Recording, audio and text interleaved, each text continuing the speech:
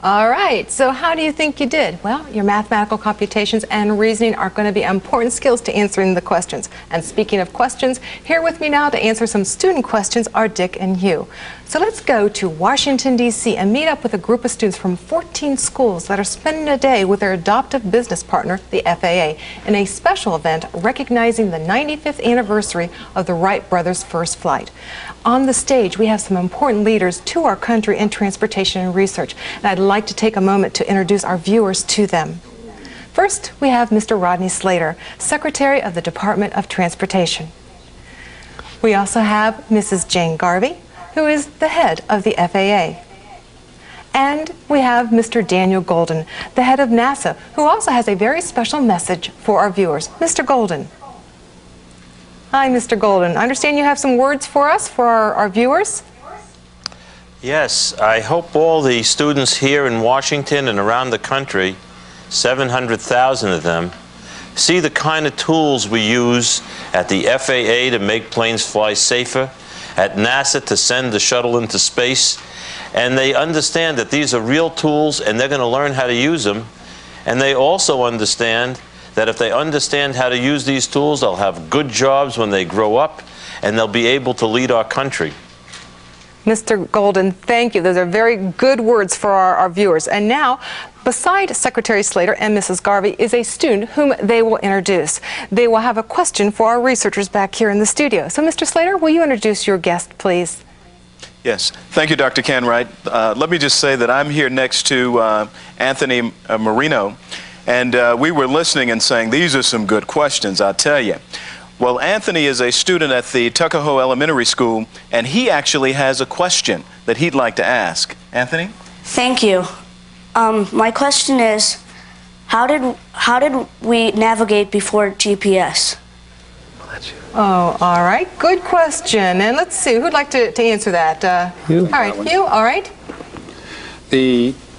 That's a really good question, because before GPS, people did navigate. And so I think the best way to answer that is to take you back several hundred years ago and show you how some of the early people navigated. Well, one thing people would do is if they'd go to a certain location, as they traveled over the land, they would mark where they went and they'd make a map. And that would become a map and they could give to somebody else and they could navigate the same route. In fact, we still use that today. We have highways, that's a path, and we have road maps, and that's how we get from city to city. So you'll see some of these techniques, even though they're very old, they still use them today. Another technique was developed when we invented the compass. Now, the compass has a needle that points to the north, and if you know what direction you're going to go, you point in that direction and you see the angle, and that's called a bearing. And you follow that bearing, and then you can travel in that direction.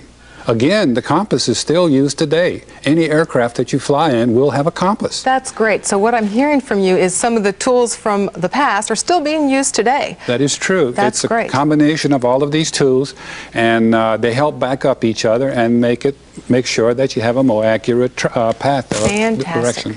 Great. That's a good answer. And I know we've got someone else back there with Mrs. Garvey. So, Mrs. Garvey, could you please introduce for us your guest and then the question, please? Well, yes, thank you very much. And I am joined by a wonderful young student named Brittany Jones. And Brittany is from Bradbury Heights Elementary School, and she has a question for us today. Thank you. My question is, how does GPS work? Great. All right. How does GPS work? You got something there for us? Yes, I expected this question, and I use this illustration to try to answer that question. The GPS satellite sends signals down to the Earth, and then the receiver on the Earth makes measurements on these, and the first thing it does is determine the distance or range to those satellites. And so let's let this wire here represent the range from this satellite, and this one the range from this satellite. Then with mathematical equations in the computer of the GPS receiver, it calculates where these ranges intersect, and that becomes your latitude and longitude of your position on Earth. All right, and that's how Dan and I were able to get where we needed to go. All right, well, I see we're quickly running out of time. Thank you, Dick and Hugh. Oh, but I understand we have a special caller with a message. It's from Senator and astronaut John Glenn. Mr. Glenn, welcome. Thank you. Glad to be able to participate this morning. Thank you. I understand you have some words for our viewers. I do indeed, and I'm glad to be able to give some encouragement to our young people today. You know, today is the 95th anniversary of when the first airplane ever lifted off the ground under powered flight.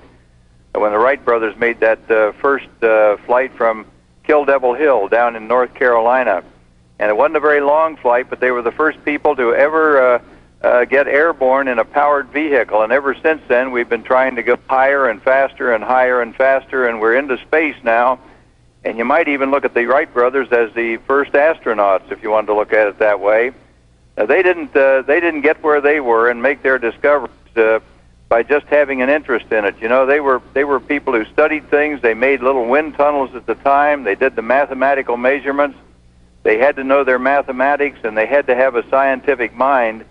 And that's what we like to encourage in all our young people today. You just have to have the background that you get from school with regard to math and reading skills and all those other things. And that's the good part about being in school. You all have the ability and the place that you're at now in school to do all those same things and make tremendous contributions in the future, just like the Wright brothers did 95 years ago. Senator Glenn, thank you. Powerful words there, and appreciate it. Now, if you want to discover more ways researchers are using GPS, and check out our website. And for those of you interested in the world of transportation, check out the online resources of our program partners. We're going to have to say goodbye now. Let's wrap up. Thanks, program partners, and all our guests. Thank you. Our website. Here you will engage in an online road rally that will take you to 5 continents with a checkpoint on each continent as seen from space.